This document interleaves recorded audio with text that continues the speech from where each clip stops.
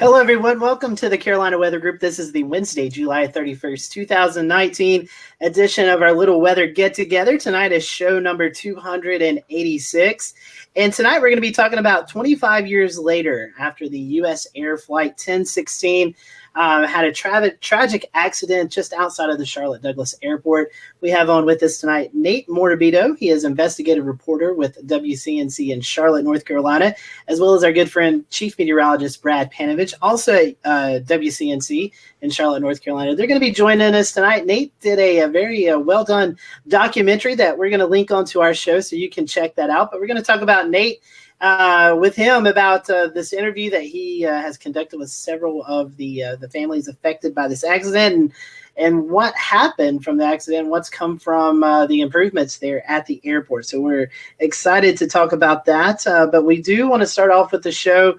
We do have a few flash flood warnings out right now for the Carolinas. We have a flash flood warning out for Guilford, Rutherford, and Henderson counties, all in North Carolina. And we have a severe thunderstorm warning out for Allendale, Jasper, and Hampton counties in South Carolina. So we're going to be scrolling those warnings on the side of the screen as well as radar so you can keep up with the latest on the weather information. And towards the end of the show, we'll do our weather roundup and talk about all the active weather and the active weather to come. So we hope you'll stick around.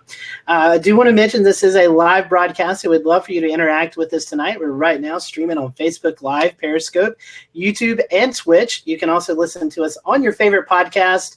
Download app service, wherever you like to get your podcast from.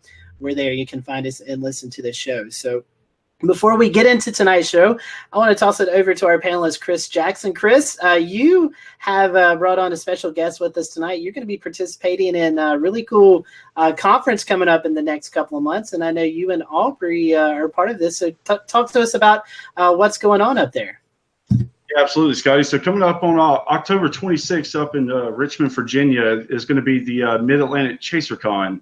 And I've been asked to come up and take part in a little group discussion, panel discussion about some of the good things and bad things about storm chasing and storm spotting. So if you're really interested about storm chasing and things of that nature, maybe something you want to throw on your calendar. And to help tell a little bit more about what's going to be going on, we have on with us tonight Aubrey Urbanowitz from WHSV in Shenandoah Valley. She's actually on I believe the planning committee, and she's also a Weather Brains panelist. So yeah, Aubrey, tell us a little bit about it. Well, thanks, Chris, and thanks, guys, for having me on. So the Mid-Atlantic ChaserCon, this is our second year of having this storm conference. This is actually kind of the brainchild of Chris White, who's a storm chaser down at our sister station, or he kind of partners with our sister station in the Roanoke area. So he's pretty familiar with storm chasing in Virginia and the Virginia Piedmont especially. We don't do a whole lot of storm chasing in the Shenandoah Valley. It's not exactly the favorite region, but in the Piedmont and some of the flatter land area where we have a little bit more fields, it is a little bit better for storm chasing. So he wanted to basically not only bring more severe weather awareness to storm spotters, storm chasers, but also bring together the community between the spotters, the chasers, the weather observers, the National Weather Service forecasters, and of course the broadcasters, because, I think we all see it on social media. When we get the reports in, as the broadcaster, my first thought when I see a picture, of possibly a tornado, what tends to be a scud cloud a lot of times is, I don't know this person. I'm not sure their location. I need to verify this information. But if we build those relationships between the National Weather Service forecasters, the officers, and the broadcasters, the media, us in the media, and our storm chasers, storm spotters, then we don't have to worry about verifying so much because we already have those relationships with these people. So I think it's important to really build those relationships all together. And then also the big push this year is to also kind of incorporate our emergency management community. So the Virginia Department of Emergency Management is going to have a table at the conference, and we're really excited about it. So last year we had David Hoadley, which if you're a weather nerd, you might have heard his name because he's kind of one of the veteran storm chasers. We had Catherine Prosiv. We had Brent Watts do their speaking, and it was a great, great conference. And this year, we've got some really great speakers coming along. We've got Dr. John Scala, who is also part of Weather Brains. We've got Brad Panovich, who you're going to have on tonight. We've got Howard Bernstein from the DC area talking about DC tornadoes, and I believe the La Plata tornado from the early 2000s. And we'll have the panel that Chris is going to be on. So, of course, Mr. South Carolina is going to grace us with his presence. And maybe he'll be signing some autographs and taking some photos as well, since I know we've got a lot of Carolina fans here. So we're kind of appealing to your audience because this is part of the Mid-Atlantic and part of the Southeast. You know, we had people come from the Carolinas last year, come from the Northeast, from Pennsylvania. So this is turning into kind of a regional thing. And this is a really exciting event to bring everyone together. And for our broadcasters, if you have an NWA seal or an AMS seal, you do earn credit for the conference. That's some great information, Aubrey. Thank you for joining us and letting us know about it. I'm sure we'll be hearing a little bit more about it. Maybe we can have you on a couple of weeks from now and kind of continue to talk about this conference. And looking forward to it. I'm going to try to get up there with Chris as he talks. But we appreciate you joining in and telling us about it, Aubrey. Yeah, and I have one more thing. So tickets, I think they're $20 right now, and they go up in price after August 15th. So you want to go ahead and sign up. Just Google search Mid-Atlantic ChaserCon, and you can get the link and find out all of our good speakers and find out all about it. So before the tickets start to go up in price on August 15th. And also what we're going to do this year is we're doing a mixer on Friday night. So for any storm chasers, storm spotters, you can bring your videos and your pictures to share. We've got a laptop and a projector, and you can share all your good storm stories and your chases. All right, that sounds great. Well, Aubrey, we appreciate it. And like I said, we'll have you back on closer to the event to kind of give us another update about what's going to be taking place up. I think it's up there in Richmond. And I think that I'm going to be trying to get up there with Chris. So we'd love to see some of our Carolina folk up there as well. So Aubrey, thanks so much. Thanks, guys. I appreciate it. And thanks for letting me share. No problem. Thank you very much. Well, all right, James, I'm going to toss it to you because I know we're going to be rolling some video here in the next little bit. But if you're originally watching the show tonight, we were supposed to have Mark Sudduth on. And Mark is in Oklahoma doing some testing with some of his new equipment for hurricane season. So, James, we were scrambling, and you brought up the idea in our little internal group chat. And we're like, oh, yeah, let's talk about that. So I'll toss the ball off to you and kind of let you direct us from there. Yeah, I anticipate a really good conversation, Scotty, and I didn't have to go very far. I walked across the office during the day to bring on my dayside colleague. Nathan's going to talk to us in just a moment. I want to start by kind of setting the scene, and I'm going to let him do that as well here, too. He produced a documentary earlier this month for WCNC Television here in Charlotte, North Carolina, the Tegna-owned NBC affiliate. And Scotty and I were talking, and when we took a look at this documentary, we realized, even as weather geeks, this provided a backstory that we were crucially missing. So you may already know at home, or maybe you don't, that Charlotte has what they call a terminal Doppler radar, and it's used primarily for airport operations, and we'll get a little bit into that. But we knew that the reason that came about was because of a plane crash, but I had never really thought much about it beyond that. Well, Nathan has a lot of those answers because he dug into them for a documentary that is available now on the WCNC NBC Charlotte YouTube channel, and we want to show you just a short portion of it.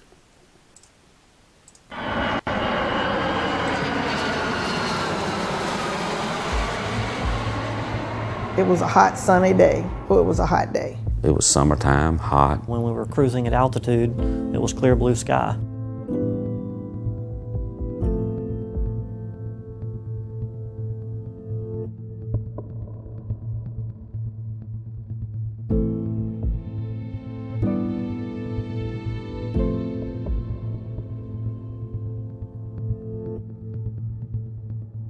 All of a sudden, you see it's raining and it's dark.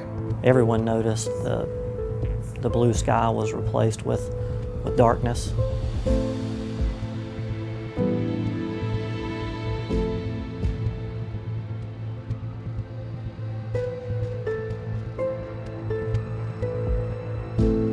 tremendous amount of rain, winds that could be over 100 miles an hour.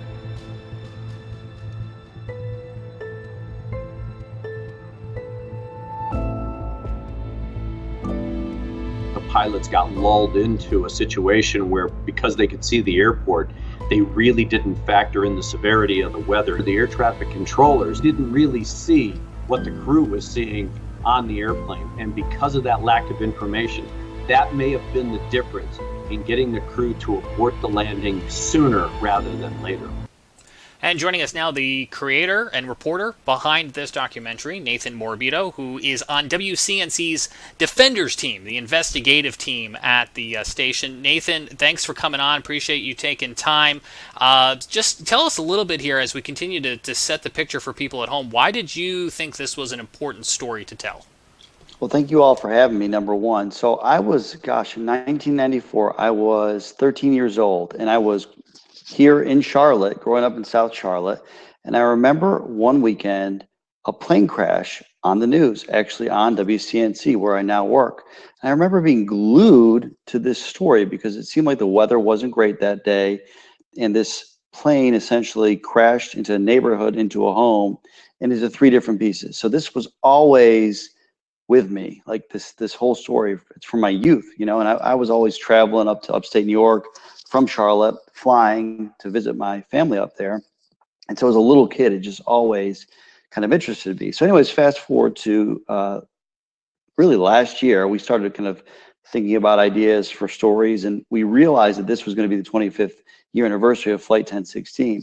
And it seemed especially important to our viewing area because this is a totally Carolina story. This impacts people mostly who perished from Columbia, where the flight originated, and then of course Charlotte, where the plane eventually crashed. And so it just really got us interested because it seemed to me, number one, such an important part of Charlotte's history. And then I would later learn, after talking to our executive producer, Ned Hibbard, that this was actually a major part of aviation history. So we started kind of trying to put the pieces together, and we reached out to our sister station in Columbia, WLTX, who helped gather some of the interviews as well. And everything that we were able to obtain just seemed too good to just put in a 2.5-minute story for the news. And it's too important, really, because as you all know, like Charlotte has grown so much, people have come and gone. And we really thought that, number one, the survivor stories needed to be told, the people who passed away, their stories needed to be told. And then finally, what maybe most important out of all of this is what is going to be done in the future and what has been done since to make sure this never happens again. So when I talked to the families that were on this plane, we know that when this plane left Columbia, which is obviously just a short drive away from Charlotte, let alone flight, that the weather was great. I mean, it was a hot, typical Columbia summer day. They left, everyone was in a fine mood. And as they kind of started their approach to Charlotte, everything seemed normal. The pilot started the normal descent announcement, make sure you stay buckled as they prepare to land. And that's when it got really dark really quickly. And then the rain started coming, and the rain started pounding the windows almost sideways. And what they later realized, and they didn't know in the moment, is they were in the midst of a microburst. The pirates, according to the NTSB investigator that handled this crash, said that the pilot could see the airport. So since they could see the airport, they kind of were lulled into complacency that they felt like this could be a normal landing. And they were so low to the ground at that point, as you can imagine, because they're trying to land, that once they realized they're in the microburst, even though they tried to get out of it and increase their altitude, there was really no getting out of it. The wind coming down was just too strong. Obviously, the heavy rain was involved there, and it was all very quick. And the biggest takeaway from all of this is that while the viewers on television, if they were tuning in and if the news was on at that moment, which it would have been because it would have been 6 o'clock, 6:43, it probably was just wrapping up actually. What would have happened is you would have seen the radar because the TV stations in the region had the Doppler radar. And I guess if the control tower was watching the news, they would have seen the radar as well. But what was missing in the control tower at Charlotte Douglas Airport and so many other airports across the country was Doppler radar. So they really couldn't properly communicate what was happening. They couldn't tell the pilots what was above them because they just didn't have it in front of them. And of course, because of this crash, that all changed. But in the process, 37 people died. And when you think about a plane crash, there were 57 people on board. And if there's any kind of silver lining from all of this, it's that 20 other people survived. And when he talked to the federal investigator, what's especially critical to him is that the entire flight crew survived, because then they could put together exactly what happened. They could talk to the survivors, they could talk to the pilot, and they could talk to everyone else on the crew to find out what happened and really piece together this massive report that detailed so many mistakes along the way. But at the end of the day, Greg Feith, who is the former investigator on this case, said it really all came down to that Doppler radar missing link. If they were able to communicate what they could see on the radar, if they had the radar, perhaps the pilots could have either aborted their landing sooner, kind of gone around sooner, or kind of avoided the area for a little bit. Very good, very good. So tell me what were the lasting impacts from this event? And maybe you touched on it a little bit, some of those changes that were made at the airports across the Carolinas from this event. Tell us a little more about that. Well, let me start with something that I think impacts everyone, and that's like when you're on a plane and you think about a plane crashing, I generally don't think the chances of surviving are that great, right? It's like a fear of anyone. If a plane goes down, will I survive it? And there were some very small children on this plane. We interviewed one of them, actually. She was about 18 months at the time. She doesn't remember any of it, but she survived, and she wasn't buckled in at the time. I mean, she was in the middle seat next to her mother. Think about this. There wasn't even really internet back then, let alone requirements to have kids buckled in on the airplane. But there was also another kid on the airplane that was probably just a little bit younger that died. And really, there was no rhyme or reason to who survived and who didn't. I mean, there were a lot of people that just kind of moved seats. In certain seats, people died, and you could be right next to someone survived, and another person died. And so I think that was a big impact of this crash, is that the survivability aspect, the industry was able to kind of figure out ways to make sure and to improve seatbelt usage and to improve kind of the infrastructure of an airplane. So if it does crash, your chances are much better of surviving. And when you think about a plane crash too, number one, you have kind of this loss of cabin pressure, right? You're going down quickly, so the oxygen issue. You also have the actual crash impact, which is another way you can die. And then there's the explosion afterwards, which is the third way you can die. And from reading the report, there were people really impacted by all three of those things. And even the people that did survive just have lasting physical injuries because of it. And of course, we know so many people died, 37 people. That's the majority of the people on the plane. So that's number one. On the broader scale that impacts all of us, it really is this weather issue. And, I was talking to Larry Sprinkle, NBC Charlotte weatherman, who just couldn't get over the response nationally, the attention that this plane crash brought specific to weather. Because all of a sudden you had people like Dr. Fujita, who kind of created the scale, right, for tornadoes and wind, coming to Charlotte to try to get a better understanding of what happened in this case. You had national news outlets putting pressure as to why the radar wasn't there, and really even kind of questioning the TV stations. Why wouldn't you provide this information to the control tower? And because of this, Congress fast-tracked this Doppler radar technology and control towers across the country, so that really a pilot can't fly blind anymore, because that's kind of what was happening. You could see what was going on in front of you, but you couldn't see what was going on above you. And if you can imagine the way Larry Sprinkle put it to me, once you're in it, you can't get out of it. And you all would know better than I would.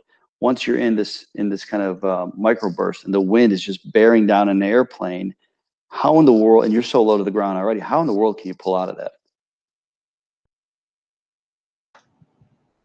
Yeah, you got a great point. And I just want to, back it up a little bit and switch gears just a little bit and bring Brad in here since he joined us. And maybe Brad can explain to a lot of the folks at home just basically what is a microburst and how does it form and what is its, its local effects on folks.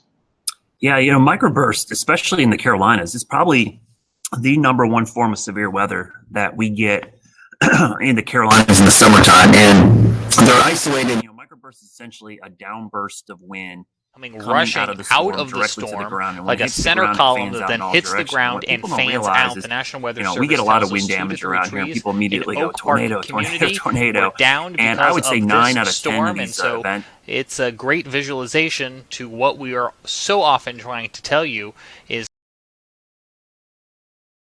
up to 150 miles an hour. I mean, and they are a huge hazard to aviation because, as Nathan was just talking about, once you're in it, it forces the plane to the ground. There's not enough power that you can generate, especially when you're landing or taking off, to get out of these things. They have about a 2.5 square mile area, 2.5 kilometers roughly. Area, because that's what gets the microburst name because of the size. If it's a larger area, it's called a macroburst. But really, any heavy downpour or any cumulus cloud that's developing with a rain shaft has the potential to produce one of these. And especially when we have dry air in the mid levels or cold air aloft, that cold air is heavy and dense, and it wants to come crashing back to the ground. And they're really, really dangerous to pilots on takeoff and landing. And it's interesting to hear Nathan talk about the story here. And this is long before I got here, but I worked in a previous market in New Orleans, and people remember there was a similar crash in 1989 or 88 down there, where a plane crashed on the levee down there outside of New Orleans airport. Same kind of thing. It's amazing to think about. Before we started thinking about the advent of Doppler radar and the ability to get this data, planes were crashing often because of these microbursts at airports. Yeah, that's you bring up some really good points, and especially with the advent of aviation technology as time's going forward, not just with radar sites at airports, but also onboard radar systems on aircraft. And I'll bring in Ricky here to talk a little bit more about that, because Ricky enjoys flying small airplanes for leisure, and talk about some of the effects on windshield with aviation, Ricky. First thing you got to consider is the type of airplane, all right? So you got a large airliner, that's a large wing surface area. And just think of it like with a downburst pushing down on that airplane. It's basically what the wind is doing. So as the airplane's on final approach speed, it's coming in maybe 160, 170 miles per hour, depending on the type of airplane once again. So you're already at a slower than normal flight speed, a slower, kind of more unstable almost flight speed. And as you enter this downburst, think of it like a big, almost upside down U shape here, with the wind coming out one direction, the wind coming out the other side direction, and fanning out all around. As you enter that downburst, it's kind of odd because your speed is actually going to increase just a little bit. So you're coming in, let's say like at 80 knots, you're actually going to experience a little bit of that turbulence and then an increase in your airspeed. That's a little bit of a bad thing though, because as you get that increase in airspeed, likely what's going to happen is the aircraft's going to climb a little bit. Then as you hit more of the downdraft and the horizontal winds coming through, you encounter the different types of wind shear. And as a result, now you're not getting so much wind on the front of the airplane, but now you're getting it on the tail of the airplane. And as that happens, you push down the tail of the airplane. What happens is the nose of the airplane goes up, and that causes a higher angle of attack, or what we call alpha in aviation. So as that happens, now your engine is basically fighting to climb you up while something is trying to push down on the aircraft at the same time.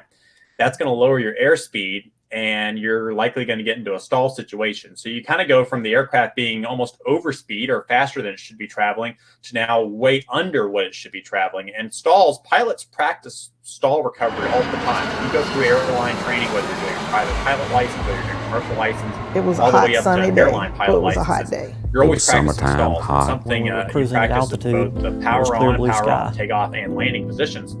But when you get into a stall, a lot of times when you're practicing these things, you're doing it at a couple thousand feet up. You got altitude under to recover.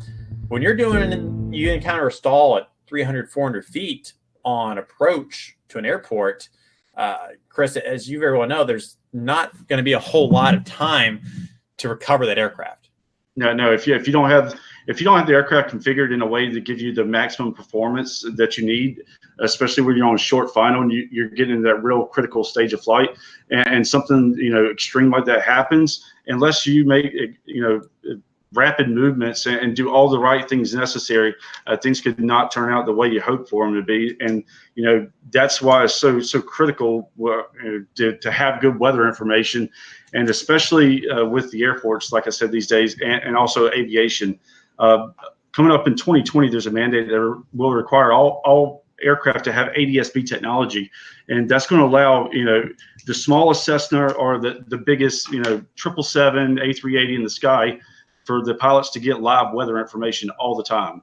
And so that's going to just add to the protection in place to make sure pilots don't encounter these bad weather events, especially during such critical phases of flight. And if I could jump in there for just a second, I actually want to talk a little bit not only about the regulations that are coming, Chris, as you mentioned, but the ones that were in place at the time. And I'm going to read off screen a little bit from that NTSB report that was put together after this crash in particular. So just to set the picture here, 25 years ago, we think of the Doppler radar network we have now. At the time, 90 of 162 radars were being set up, in the process of being set up nationwide, but only 10 radars were functional on the day of the crash, one of those being the one in Colombia, the WSD-88R radar, which, as we know from talking on the show previously, is 77 nautical miles away from the runway.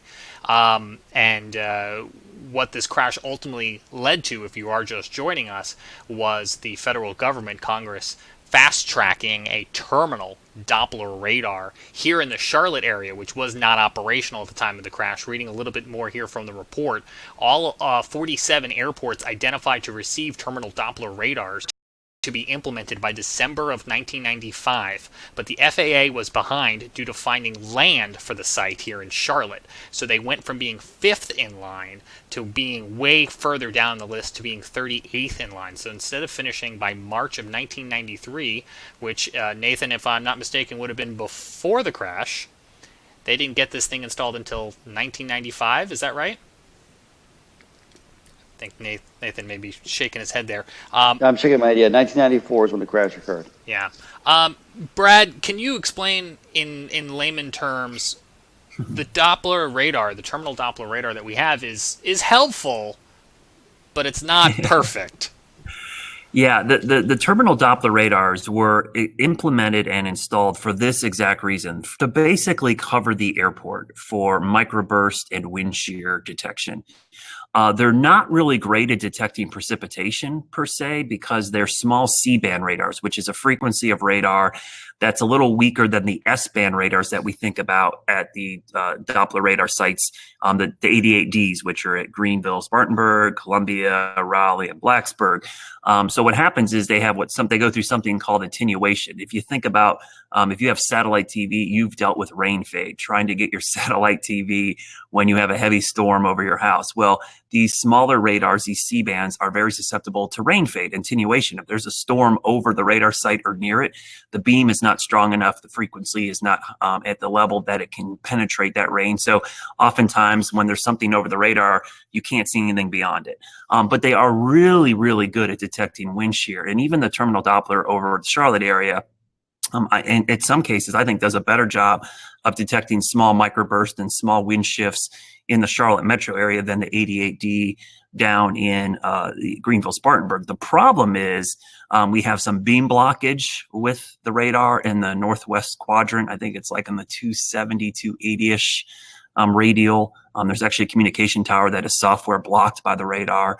And it's not dual pole like the current 88Ds are, and it's very weak. So, and as we were hearing tonight, this was intentionally, these radars were intended, or I should say, for the FAA to detect wind shear. They really weren't meant for weather reconnaissance for the Weather Service, but it's being used that way now to help kind of Band-Aid approach cover the Charlotte area and most of the Piedmont, which is in a huge radar hole for the 88Ds, which is a whole story we can get into. And you kind of just did that perfectly, Brad, because that was where we wanted to go next, was this whole radar hole that we have across a large part of Western North Carolina. You are involved with another local weather group trying to fix that hole and try to bring, in addition to local media stations that are in the Charlotte market, a better coverage of radars to the area. Talk about that for a second. Yeah, this has been going on since the mid-1990s, which is kind of ironic that we're talking about this plane crash, because that's when we lost the Doppler radar at the Charlotte Douglas International Airport. The National Weather Service reorganized in the early to mid-90s, and due to political reasons, because of two powerful senators, one in South Carolina and one North Carolina, and none of them being from the Charlotte area, they relocated the Weather Service offices and Doppler radars in different locations. So think about this. In North Carolina, we know what a huge state it is. There are 3 Doppler radar sites in the state of North Carolina. All 3 of them are on or east of I-95. Okay. That means the western 2/3 of North Carolina, there are exactly 0 Doppler radars in the state of North Carolina. South Carolina, which is a much smaller state, but from population and geographic wise, from an aerial extent, has 3 radars, one in Greenville, Spartanburg, one in Columbia, and then one between Charleston and Hilton Head, down in that area. So the western part of North Carolina, and really central and western North Carolina, it has to be covered by radars in Raleigh, a radar up in Roanoke, Virginia, and Greenville, Spartanburg. So because those radars are so far away and the earth is curved, as the radar beam gets up to the Charlotte area and most of the western Carolinas, the beam is looking anywhere from 6,000 feet to as high as, like in the Salisbury area, it's like 13,000 feet.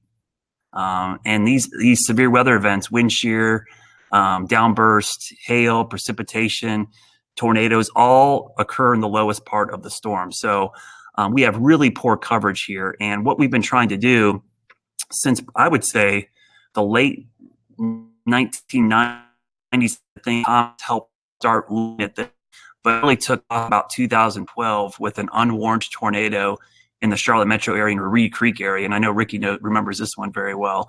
I was actually working that night at the station covering the storm. We had a tornado near the university area, UNC Charlotte, at 2:36 in the morning. I remember exactly.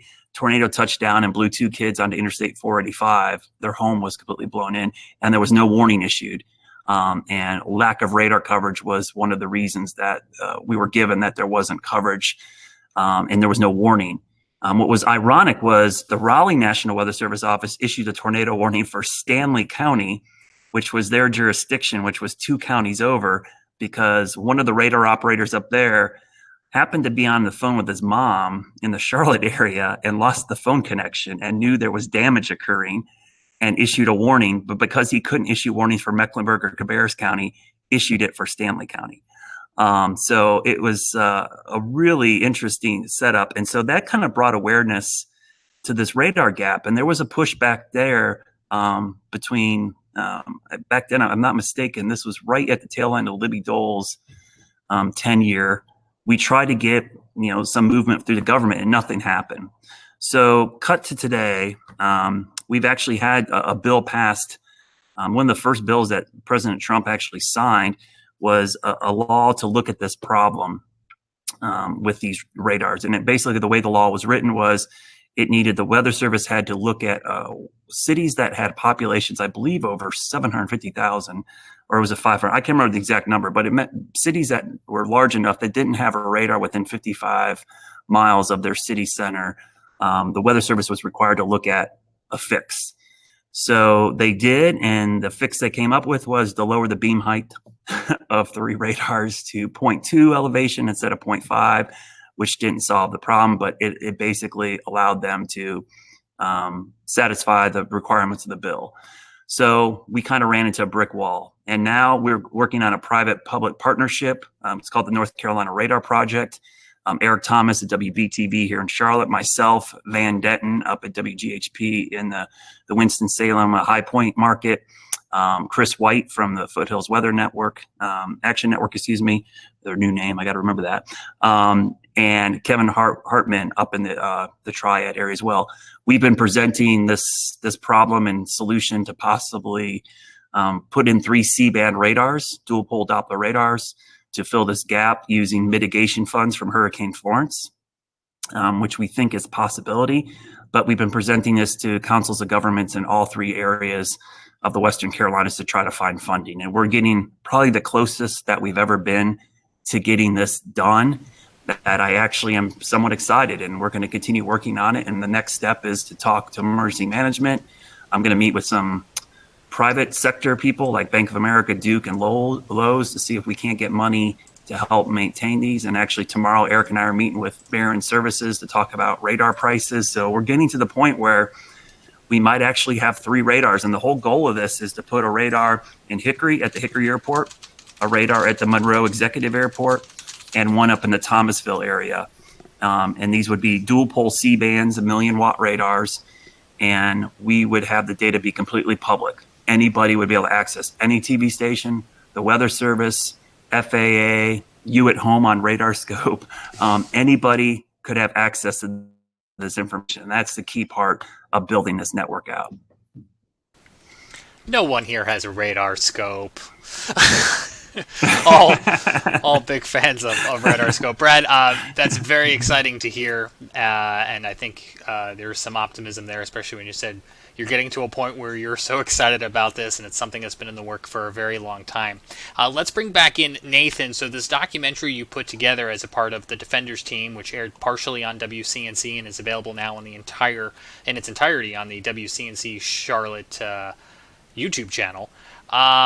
You talked with some survivors. Miraculously, in this crash, there were survivors.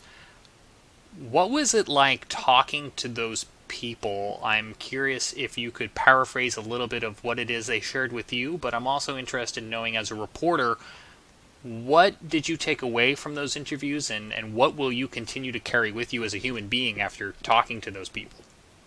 So it's so interesting to me, and like in my life, I'm always a big believer in these small little decisions we all make that lead us to wherever we go. And that's kind of what I was left with after I interviewed some of the survivors, and WLTX interviewed some, and listened to all of their interviews, was that some of these people made decisions before that plane took off to switch seats. Even family members, a husband and wife, one person decides to take another seat, and the other one's back there talking to some people. And because she chose to change her seat, she died, and he didn't. And to me, that was just such a, I don't know, it just kind of gives me kind of a shivers a little bit when you think about it, especially in that specific case. The man I'm talking about, his name's Paul Calvo, who's in our documentary. His wife, Phyllis, passed away. And I just thought this was such a horrible way to find out your wife had passed away. He was in a coma for about a week. And when he came out of his coma, the first thing everyone told him was that we buried your wife yesterday. So, you know, you've been out of it completely for a week, and it's the very first thing you learn is that your wife didn't survive. And then you have this other man, Jason Sturkey, who was on the plane with his mom and his nephew. They're all pretty much kind of together, and he was kind of blown back a little bit. And because of that, and his seat stayed together essentially, because he stayed with his seat, he survived and they didn't. Like I guess their seats kind of came apart. And then just this mother and daughter just kind of blew me away. They were the very first people that I tried to interview, because I knew a baby survived this airplane crash, and it just was like, wow, how does that happen? And how do you live your life after doing that? I mean, do you have survivor's guilt? Do you make decisions based on the fact that, you know, you survived and other people didn't? And Denise Toney is the girl's name. She ended up coming back to Winthrop. She's from Columbia. She came back to Winthrop to go to school. And I guess she's probably 26, 27 now. And she just told me that she always feels like there was some kind of purpose, you know, the fact that she survived and that her mother survived too, because there was a kid that didn't survive, but that child's mother did. So, I mean, the families that were taken apart, both a mother and daughter who had just tried to go home for a last minute flight on a cheap ticket they got last minute to stay with family, ended up in this plane crash. And the little girl, a flight attendant, found her after the plane crashed, and the mother couldn't see anything, but she could hear her baby screaming, crying. And then the mother kind of realizes that you're on the ground, and the flight attendant says, she's okay, she's right here, she's right here. You were in a plane crash, but she's right here. And so, yes, this little girl who can't remember any of it is kind of living with some of the impacts, but her mother, you know, had major survivor's guilt, had major PTSD, impacted her first marriage. I mean, lasting impacts. And of course, she's incredibly grateful, and she makes meaningful decisions now based on the fact she survived. But just knowing the fact that these people, based on the fact where they sat, and just think about that too. When you get a plane ticket, like I like to be in the aisle, for example. So I will always buy a plane ticket for the aisle seat unless I'm traveling with my family, and then they kind of get priority a little bit, and I sit wherever. But it really came down to where these people sat. At the end of the day, the front of the plane, the flight crew all survived it. And this wasn't like a plane crash where it goes kind of straight down. This is more like kind of comes in like this, right? And it kind of skids into some trees, it hits a house, it breaks apart. And I think another thing that I took away from all this too is just kind of brings us back to the point that we're talking about this, is that from the federal investigation, no plane under these same circumstances should ever crash again, because there should be a warning ahead of time. And so to me, it's just so powerful to hear these people. And I hope you'll listen to it, because their stories are just incredible. From the little boy who started talking about, why can't we meet Jesus, just moments before the plane goes down, to the mother that survived, who can name pretty much every other person that passed away. And she'll tell, well, I went to her daughter's funeral, or, Miss So-and-so, she was scared to fly, and that was her first flight ever.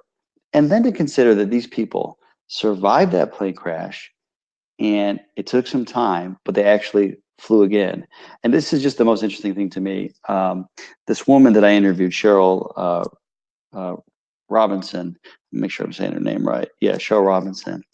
She initially, Oprah wanted to interview her after this crash. Oprah, think about this, 1994. Who was bigger than Oprah? And she said, I wouldn't do the interview because I would have had to fly to Chicago to do it, and I was too scared to do it. And it took time, but now she's flying. In fact, she flew just a few weeks before we sat down and did the interview with her down in South Carolina.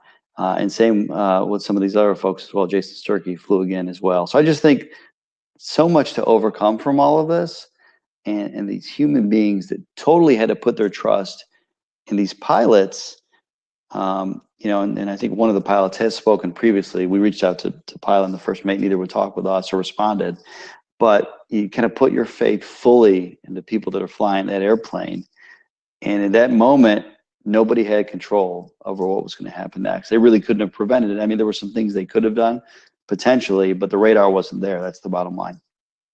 And Nate, this is a tough story to tell as a reporter, because if I recall from watching the documentary on at least more than one occasion, they get a little choked up. This is still very emotional for them 25 years later. Well, as one person told us, this is kind of the default setting. So, and I can relate to that. My father died suddenly a couple of years ago and unexpectedly. And whenever my mind is kind of turned off, my default is thinking about the day that he died. And this is their default. They don't think about it all the time.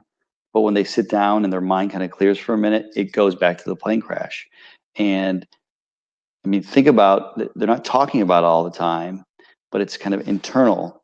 And then when they come and talk about it for the first time in years, particularly when there's a camera in front of them, I think it was therapeutic, number one, but I also think that it allows them to kind of show the true emotion of what that impact is. I mean, you just can't put into words what these people went through.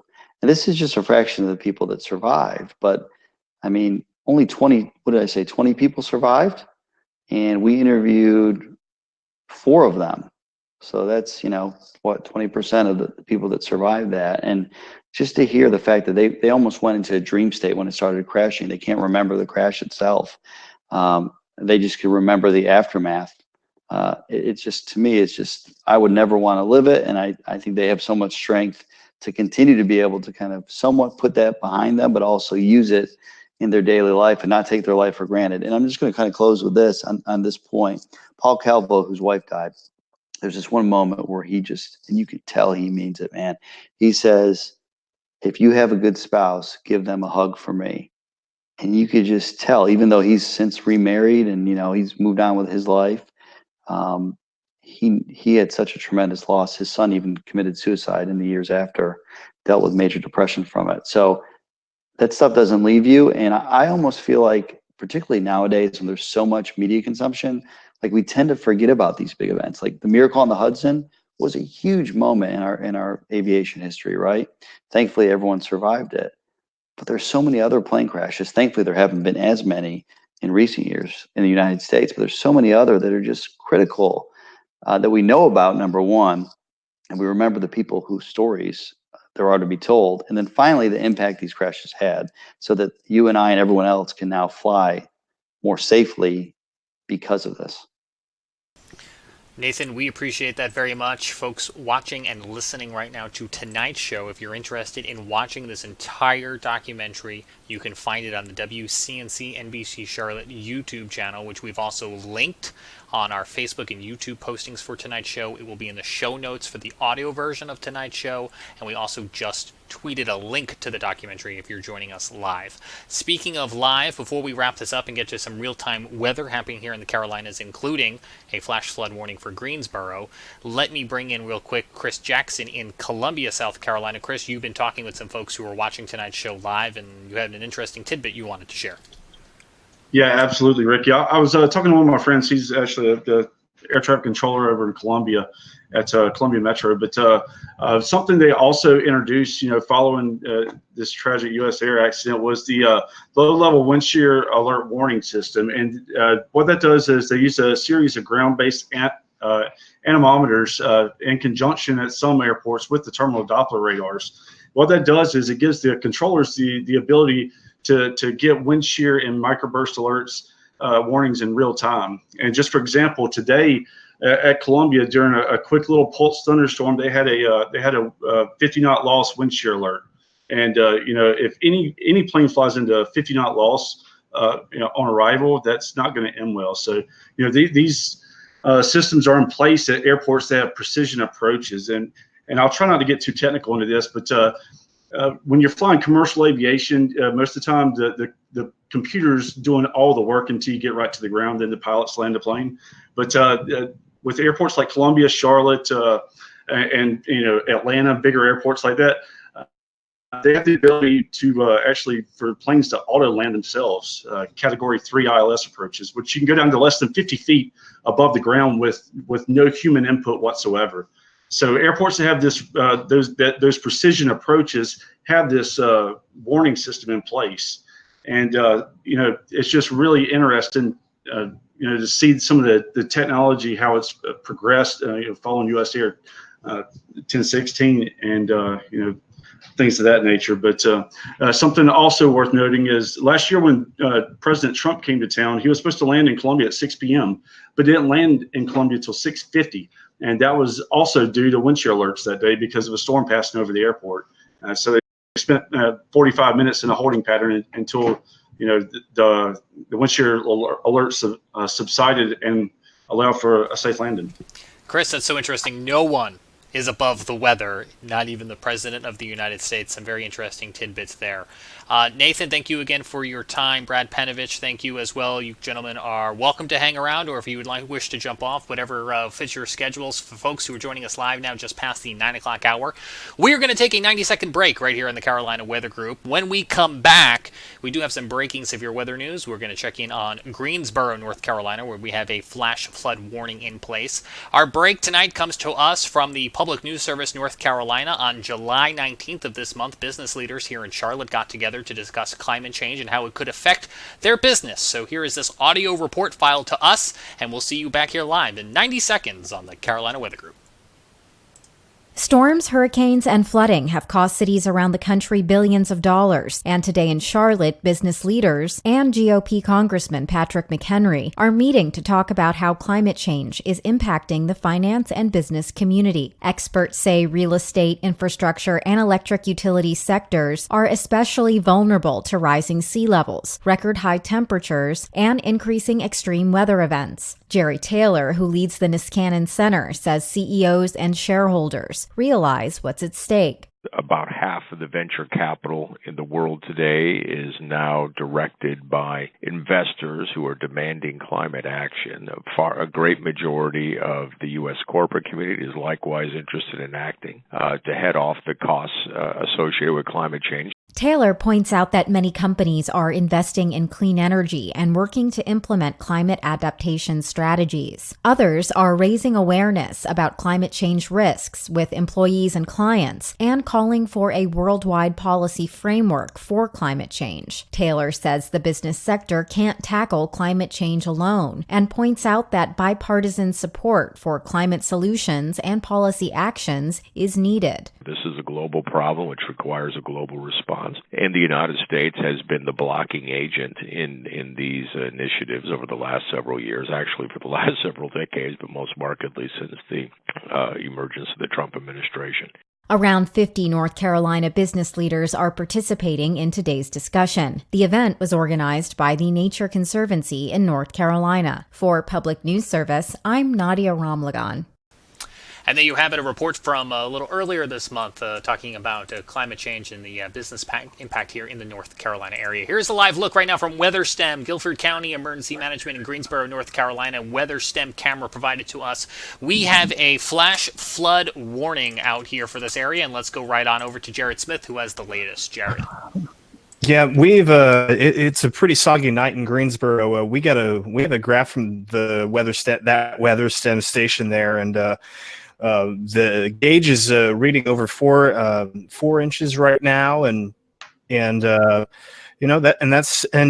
radar is actually much bleaker. Let me get this on here. We've got reports of potential water rescues going on. We've got just a real mess going on in Greensboro. So here's the radar. This is the storm total rainfall product, and I'm just highlighting some of these values here. The radar is estimating up to 7 inches of rain in parts of Greensboro where a flash flood warning is out. And so this has fallen just this evening. And numerous reports of closed roads, flooded roads. It's just a real mess out there. So again, if you're in Greensboro, you don't have to travel. Probably don't want to do that. It's rather treacherous in the area right now. In fact, the flash flood warning was just updated. It continues until 10:15 for Guilford County. So suffice to say, very, very soggy night in Greensboro. Zooming out a little bit, we have another flash flood warning, and this one is around Lake Lure in the foothills of North Carolina. And we switch to GSP. Not nearly as impressive looking the storm totals on the radar, but still, 3 inches plus of rain here. Scotty, I'm not sure what you've heard from out of this area, but we do have a flash flood warning here until 10:15 for western Rutherford and northeastern Henderson County. Yeah, Jared, that area tends to flood pretty easily. Looking at some of the stuff in NW's chat, I think this is more just precaution than anything. But this area has been ravaged from many flood events over the past several years. And you may recall last year during Hurricane Florence of hearing the flood sirens go off through this little valley where Lake Lure is at. So this is more maybe just a precaution than anything. But still 3 inches of rain in an hour. So it's going to create some flooding. So I'll add on that a little bit too before we move on. That is one area that is very landslide prone. Like we talked about last week, the biggest landslide in the last few years in North Carolina occurred right there. Inside that flash flood warning. So I think they're trying to be cautious about that as well. Absolutely. Good call on their part there. And as we were talking about this, we have a new severe thunderstorm warning just came out here. I'm just going to pop this open. So this was out at 8:56, goes until 9:45, and this is near Pickens, Table Rock State Park, moving southeast at 10. This is for portions of north central Pickens County in upstate South Carolina. And, some quarter-size hail, 60-mile-an-hour wind gusts possible. You get these pulse storms.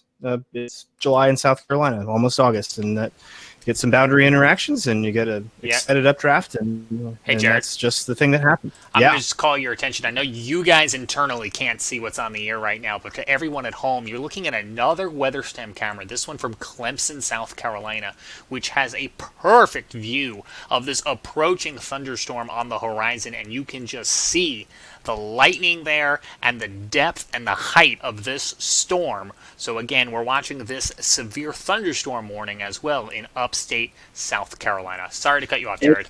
It's pretty epic. I'm watching it on my phone right now. It's pretty epic. That's awesome. And in Clemson, you're going to have a good look at it. This storm is, I'm going to use a little radar scope tool here. It's about 20 miles to the north of Clemson. There's another round of thunderstorms about 22 miles. So kind of along a little line here, just firing up and moving southeast. So Clemson, you might be getting a little bit of rain here in a bit if these hang on. Down here in Charleston, we've got flooding issues of our own. We had a severe thunderstorm warning earlier for rural parts of South Carolina around Hampton County, Allendale, Jasper County. That has since expired. These storms have decidedly weakened considerably as the sun goes down, but we've got some tidal flood issues going on. The combination of the black moon and the king tides, which sounds like a metal band, has driven the tide almost to major flood stage here. It topped out about 7.88 feet mean lower low water, and when that happens, we start seeing a lot of road closures, a lot of flooding here.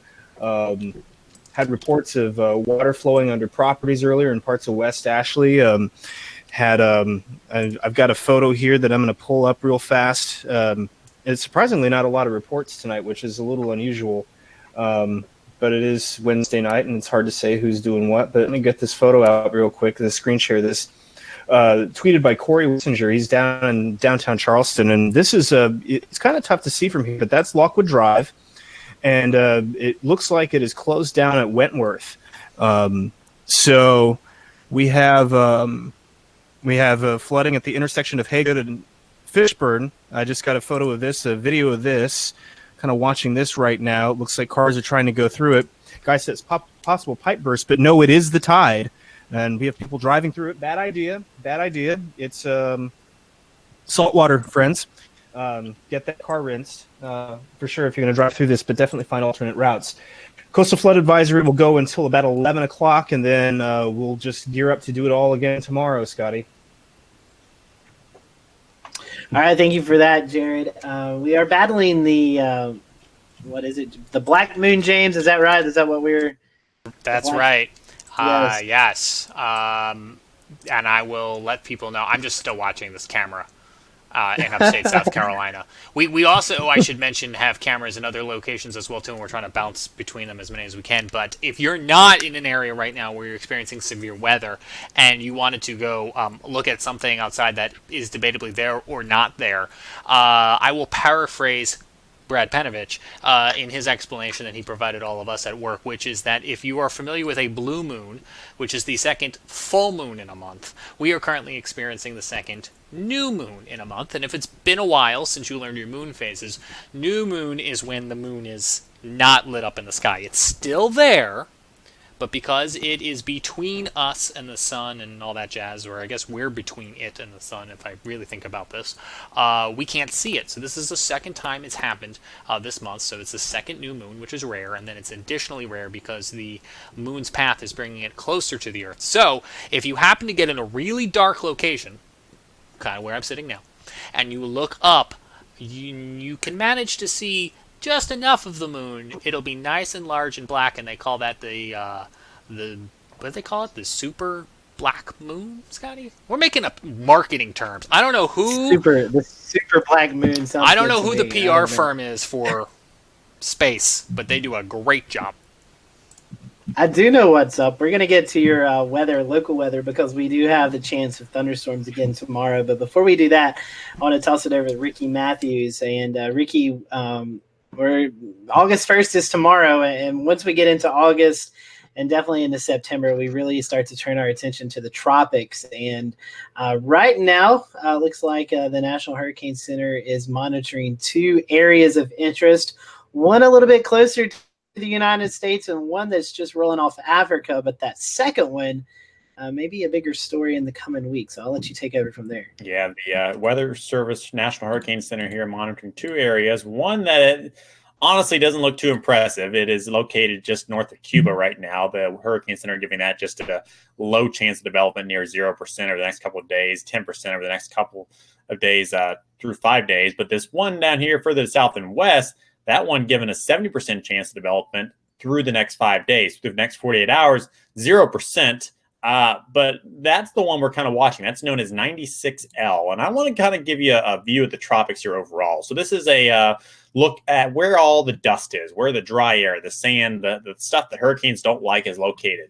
So you've got close to Florida, very limited amount of dust. Over here in the Lesser Antilles, a good little area of Saharan dust that's come off. Then a large area of Saharan dust here north of the ITCZ, where these kind of waves are coming across right now, right along the parallel there. So we've got that one system over Cuba, pretty much just north of Cuba. The second system here And the second or third system, I think we're going to have to start monitoring, that is just coming off the coast of Africa, a little MCS there. So this is a look at the upper air steering flow. And what I'll point out to you is over here on the right-hand side, you'll notice that there is a big area of high pressure, that big Atlantic high setting up. So that's kind of keeping all these storms south right now and allowing them to continue off towards the west. There is some wind shear also associated where that secondary storm, 96L, is located right now. So that's eating into it just a little bit. Here's a view of the satellite across the Atlantic. You can see the Gulf pretty clear, a couple thunderstorms ongoing, but not a whole lot of activity. Some storms across Cuba, Puerto Rico, and also parts of the Dominican Republic. We've got pretty clear Caribbean at this hour, with the exception of a few pop-up storms. And then there's 96L and what will probably be another little invest here shortly, just coming off the coast of Africa. A different view of that. This is from the GOES 16 satellite. You can see the left-hand storm here. That's 96L, and the one we're watching. You can see a teeny bit of swirl perhaps located with it. It is a broad area of low pressure right now, but a lot of our models are indicating that this system will become better organized in the next couple of days. And as that happens, we do expect the storm to push off towards the west and potentially have some impact on the Bahamas, maybe even the southeast coastline. Not sure about a direct impact right now. It may just be in the form of some waves, but something we certainly should watch, especially as we go into August and September, we get into more active month. This graphic here from Tropical Tidbits is the GFS ensemble tracks. You can notice the majority of them pretty tightly clustered here through the next 72 hours, up to 120 hours. Still a pretty good agreement as this system starts to strengthen. Then notice how the colors start to change and these paths kind of diverge a little bit as we get beyond 168, 5, 6, 7, 8 days out, all the way to 240 hours out. That's where the variability in the forecast comes into play. A lot of our computer models also suggesting this storm will eventually strengthen to at least a tropical storm, maybe even a low-end Cat 1 or Cat 2 hurricane as we go out over time. The GFS model, pretty excited about it. The European model, not as excited. So I'm going to walk you through the GFS here real quick. And as we take it off towards the west, let me make a couple changes here, see if we can get the loop better. So as we walk this storm off towards the west, there it is, impacting parts of Lesser Antilles, and then impacting parts of Puerto Rico, and then making a run at some of the eastern areas of Bahamas as a hurricane. Now, this is the GFS model at hour 240, so take that with a grain of salt. I'll show you the European model as well here, compliments of weathermodels.com. And you notice the European model is not as excited about this storm. It has a tropical storm and then kind of fizzles it out. So some variability still in the models here, Scotty, as we go over the next couple of days. Bottom line is there's a few things out in the tropics to keep our eyes on. Things are starting to heat up. And as we go further into the months of August and September, I would expect it to get a little bit busier as well, getting towards that peak of hurricane season around September 10th. Yeah, and speaking of hurricanes, we do want to remind you that we are going to be airing a Hurricane Hugo 30-year special throughout the last 30 years. We want to hear your stories. So if you would submit us your stories, you could do a video, pictures, maybe even just an email. We'd love to hear from you. You can drop those in our Carolina Weather Group Facebook pages. You can send us a message on Facebook or Twitter.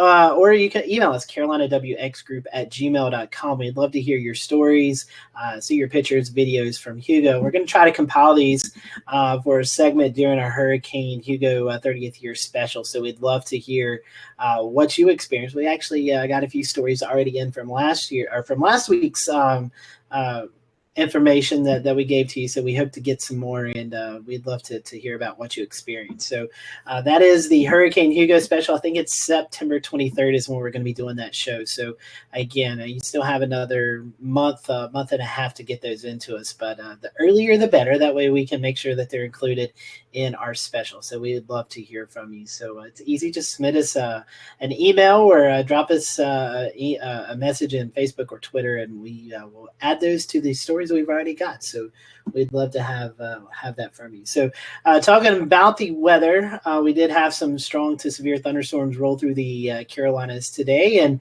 that looks to be the case for the next couple of days. I'm going to toss it to Chris Jackson, who will give you the latest for the Midlands and upstate of South Carolina. Chris? Yes, Scotty. So today across the Midlands, we got a few pop-up thunderstorms early this afternoon, and at the airport, we got up to 94 degrees today before that thunderstorm came and ruined the show. But yeah, we got 0.6 inch of rain recorded at Columbia Metro today, and going for a low tonight, probably around 71, 72 degrees. Maybe some of this clouds keep us a little warmer. And tomorrow, again in the low to really 92, 93 degrees range. And over the next few days with a trough position off to our west, rain chances are going to be pretty likely with afternoon storms each day, 50 to 70%. Take your pick from Thursday through Saturday. And then rain chances diminish by Sunday, maybe down to about 30% or so. But there's something worth noting. The WPC, the Weather Prediction Center, for tomorrow and Friday has the upstate tomorrow under a marginal risk for flash flooding, and on Friday has most of South Carolina outside of the Low Country under a marginal risk for flash flooding. And this is just going to be thanks to basically this slow storm motion that we encounter in the summertime.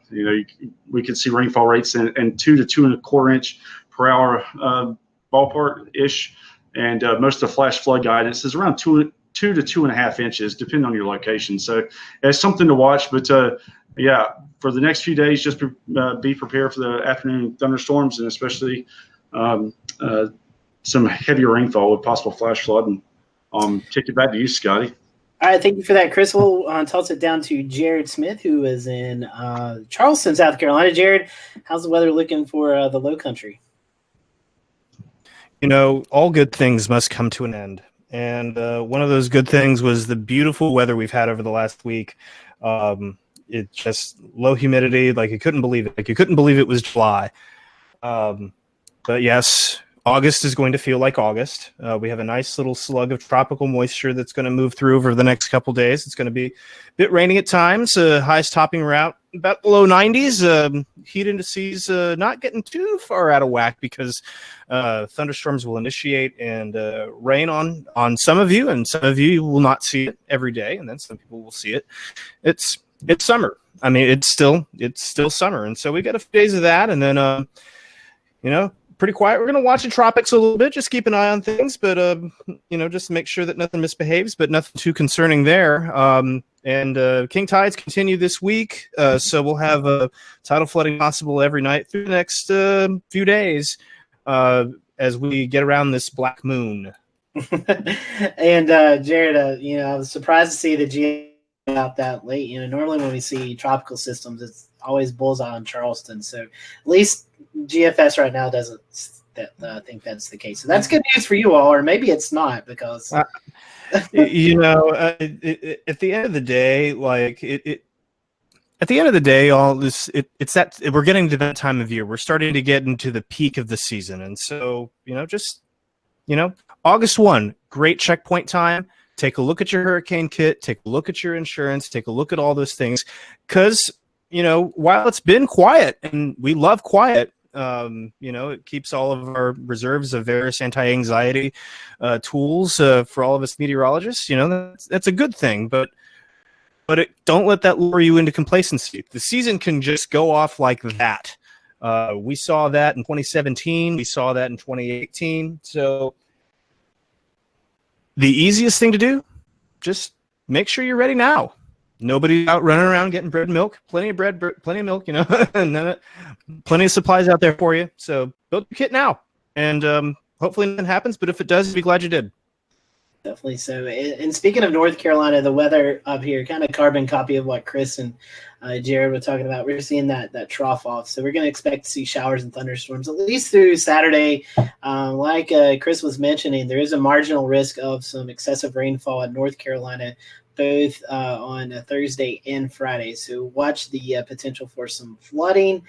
These showers are really slow moving. We've seen it tonight with Greensboro. I want to give you an update about Greensboro in just a second, but slow moving thunderstorms could create torrential rainfall, vivid lightning, gusty winds. We could even see a few storms produce hail today, and we could see that for the next few days as we continue to monitor these storms that move through the area. I do want to say, I was monitoring the National Weather Service in Raleigh. They're the area that covers the Greensboro area, and one of the meteorologists just said, FYI, Triad Media, the river gauge on north of Buffalo Creek at Church Street in Greensboro has just reached 17.37 feet. That appears to be the new record.